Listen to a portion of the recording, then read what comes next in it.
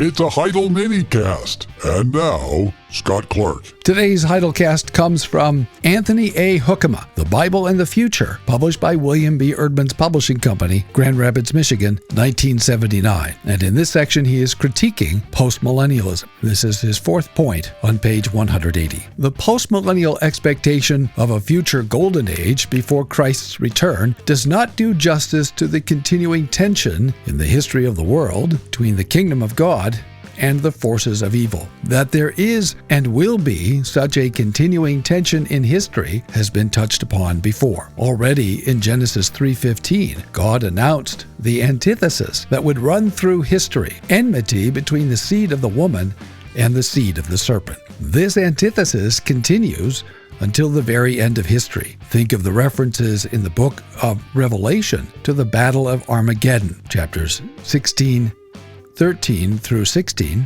and the Battle of Gog and Magog, 7 through 9. In the parable of the tares, or weeds, found in Matthew 13:36 through 43, Jesus taught that evil people will continue to exist alongside of God's redeemed people until the time of harvest. The clear implication of this parable is that Satan's kingdom, if we may call it that, will continue to exist and grow as long as God's kingdom grows, until Christ comes again. The New Testament gives indication of the continuing strength of that kingdom of evil until the end of the world, when it speaks about the Great Tribulation, the final apostasy, and the appearance of a personal Antichrist. To suppose, therefore, that before Christ's return, evil, quote, will be reduced to negligible proportions, close quote, that's a quotation from Lorraine Bettner, The Millennium, page 14, would seem to be a romantic oversimplification of history, not warranted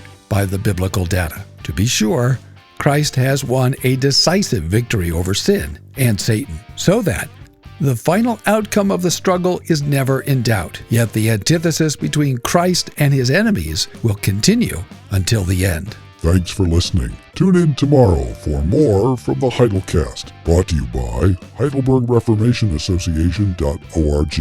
Don't forget, when the coin in the coffer clinks, the cost of bandwidth shrinks. Copyright Heidelberg Reformation Association. All rights reserved. This is a Heidel Media production.